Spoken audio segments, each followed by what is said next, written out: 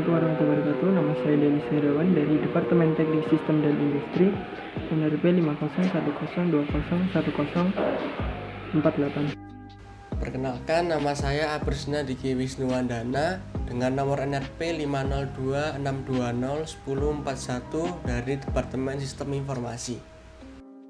Perkenalkan, nama saya Muhammad Irfan dengan NRP 50262011113 dari Departemen Sistem Informasi. Nama saya Sefriala Bibovani, nomor NRP 5026201153. Saya dari Departemen Sistem Informasi.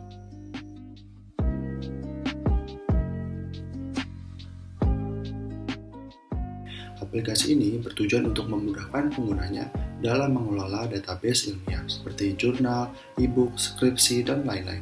Kita juga bisa berbagi makalah bersama, membantu menemukan data penelitian, dan juga bekerja sama secara daring.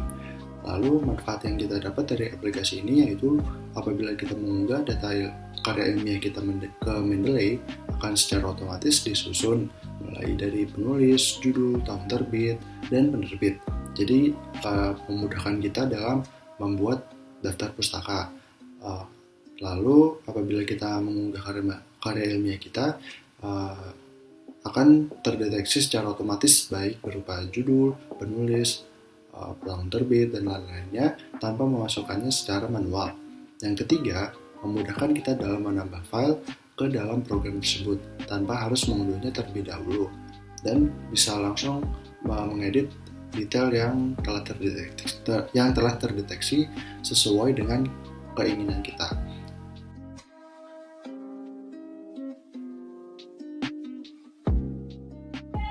Langsung saja. Sebelumnya, apa itu kredibel? Jadi kredibel itu mencakup 3 aspek, yaitu yang pertama dapat dipercaya, dapat diakui secara ilmiah dan bersifat nyata di mana konteksnya tidak ngawang-ngawang semata dan informasinya telah ada dalam basis data. Dan yang kedua adalah dapat dipertanggungjawabkan, itu bermakna benar adanya, tidak dibuat-buat semata. Yang ketiga adalah dapat dilacak, referensinya tidak akan hilang sampai kapanpun karena telah terjamin keberadaannya dan siapapun dapat melacaknya. Dan tentunya informasi tersebut telah memiliki nomor identitas yang dapat dikenali. Lanjut. Baik, website yang bisa dijadikan sebagai referensi yaitu website yang berdomain. Namun sebelumnya, solusi mudahnya untuk kita membedakan website mana yang bisa dijadikan sebagai referensi yaitu dengan melihat domainnya. Ketika sebuah website berdomain atau beralamat resmi, maka dipastikan website tersebut bisa dijadikan sebagai referensi. Kenapa? Karena website tersebut jelas siapa pemiliknya. Sehingga jika ada kekeliruan di dalam informasi yang diposting, maka yang bertanggung jawab adalah organisasi atau lembaga pemilik domain resmi tersebut. Nah, ini adalah contoh atau jenis-jenis domain resmi, itu domain akademik, domain organisasi, domain pemerintah, domain militer, dan domain pendidikan. Lalu, website apa saja yang tidak bisa dijadikan sebagai sumber referensi? Yang pertama adalah Wikipedia. Wikipedia tidak bisa dijadikan sebagai sumber referensi karena website tersebut memungkinkan siapa saja bisa mengedit informasi yang ada di dalamnya, sehingga penulisnya pun tidak jelas. Bisa dibayangkan ketika ada informasi tentang perpustakaan, misalnya ketika ada orang yang backgroundnya ilmu lain yang dia itu tidak paham tentang perpustakaan, kemudian ia mengedit informasi tentang perpustakaan tersebut, maka bisa dipastikan hasil editan tersebut kurang kredibel. Dan yang kedua adalah Blogspot dan WordPress.com. Kenapa Blogspot dan WordPress.com tidak bisa dijadikan sebagai referensi? Karena website tersebut sifatnya pribadi. Website pribadi pada prinsipnya sama seperti kita sedang membuat status di media sosial, misal di Facebook, Instagram, Twitter, dan lain-lain. Yang nama status itu kan terserah si pembuat status, sehingga isi informasi yang ada pada website tersebut pun kurang kredibel. Lalu bagaimana solusi terkait 2 poin di atas, yaitu terkait Wikipedia dan Blogspot dan WordPress.com? Kita lihat di dalam Wikipedia atau di dalam Blogspot atau WordPress tersebut ada sumbernya. Jika ternyata informasi yang ada di dalamnya itu ada sumbernya dan ternyata sumbernya valid, maka langsung saja menuju ke sumber tersebut. Dan ciri-ciri website yang bisa dijadikan sebagai sumber referensi. Yang pertama adalah ada informasi keterangan penanggung jawab. Informasi penanggung jawab pada website biasanya dibuktikan dengan adanya menu tentang kami, about, kontak kami, contact us. Dengan adanya informasi itu, maka jelaslah pemilik website tersebut, sehingga jika ada apa-apa, akan yang bertanggung jawab adalah si pemilik website tersebut.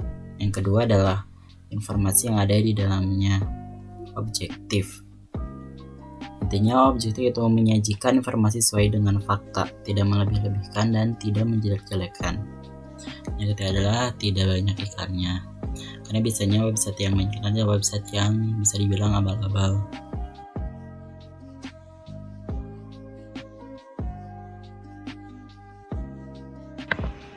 Ini adalah cara kita menggunakan Mendeley. Sebelumnya, jika kalian belum mempunyai Mendeley, kalian bisa mencarinya di aplikasi search kalian, atau untuk mencarinya kalian bisa mengetiknya di mendeley.com, kemudian akan diarahin ke web ini. Nah, ini ada tulisan download Mendeley desktop for Windows, atau yang di blok, tulisan yang di blok warna merah ini. Kalian klik saja, nanti akan ada tulisan download. Nah, itu download sampai selesai, kemudian install secara langsung dan akan muncul di desktop kalian. Ini berhubung saya sudah mempunyai, klik saja Mendeley desktop. Sebelumnya kalian harus login terlebih dahulu pada Mendeley menggunakan akun kalian. Mendeley ini digunakan untuk mencari literatur atau artikel untuk membuat citasi laporan kalian. Ini juga bisa digabungkan atau disambungkan dengan Microsoft Word dengan cara tools. Ini sebelum kalian menyambungkan, ini ada tulisan install Microsoft Word plugin. Nah, berhubung saya sudah mempunyai atau sudah tersambung, jadi tulisannya seperti ini. Untuk mencari artikel atau literatur tersebut, kalian bisa mencari di sini, literatur search ini, dan mengetik apa yang kalian cari untuk artikel kalian. Contoh saja,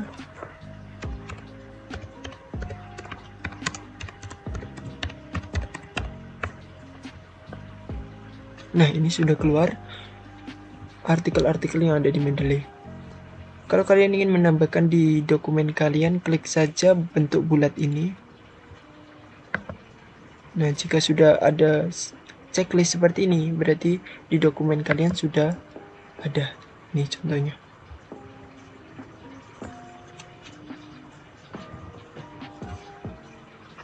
Kemudian ini adalah cara untuk membuat citasi pada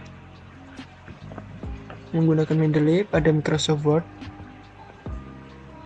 Buka saja Microsoft Word kalian, kemudian kalian masukkan apa yang tadi kalian baca di artikel tersebut, dan untuk menggunakan citasinya kalian bisa menggunakan Mendeley tersebut.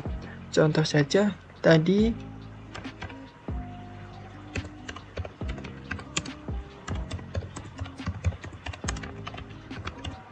sebelum kalian harus memahami artikel tersebut untuk membuat citasi. Kemudian klik referensi, insert citation.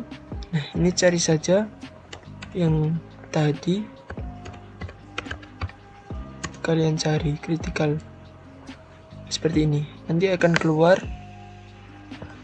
cara-cara atau artikel yang ada di Mendeley kalian.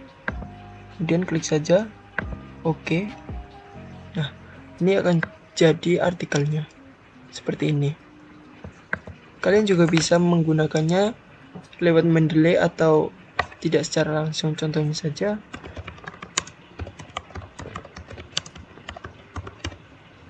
seperti ini, bla bla bla. Kemudian insert citation, go to Mendeley. seperti ini. Kalian bisa mengeklik site ini dan jadi seperti ini. Citasinya langsung terdapat di Microsoft Word kalian tanpa kalian mengetiknya.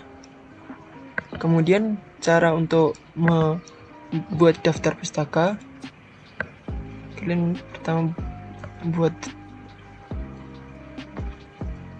blank page, kemudian ketik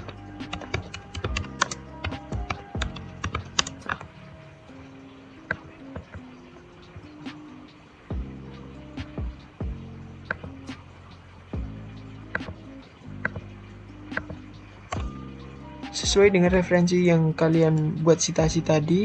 Kalian bisa langsung membuat daftar pustaka dengan cara referensi insert bibliografi. Nah, ini akan otomatis terpasang ke Microsoft Word kalian tanpa kalian mengetiknya, dan sudah diurutkan menurut abjad. Jika kalian ingin menambahnya atau menambah daftar pustaka, kalian bisa langsung mengetik di citasi tadi menggunakan Mendeley, lalu klik referensi seperti tadi. Nah, itu akan keluar semua yang sesuai dengan apa yang kalian buat citasi tadi. Oke, sudah. Nah, sebelumnya tidak semua literatur bisa kalian baca secara langsung. Ada juga yang harus melalui web atau aplikasi lain. Caranya kalian membukanya seperti ini. Ini doi ini, itu copy saja. Buka Chrome kalian, klik SCH, SCI Hub. Nah, di sini ini kalian paste di sini. Nah, itu sudah terbuka. Kalian bisa membacanya di web ini. Jika Mendeley tadi atau langsung di Mendeley tidak bisa. Tapi kebanyakan di Mendeley itu bisa langsung dibaca seperti ini abstraknya. Atau kalian bisa melihat di sini, klik saja, akan terbuka artikelnya.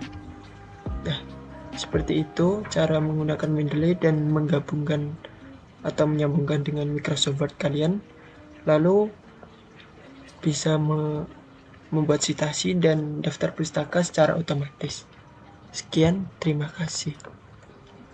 Nah, itu saja penjelasan dari kelompok kami. Jika ada kesalahan mohon dimaafkan. Wassalamualaikum warahmatullahi wabarakatuh.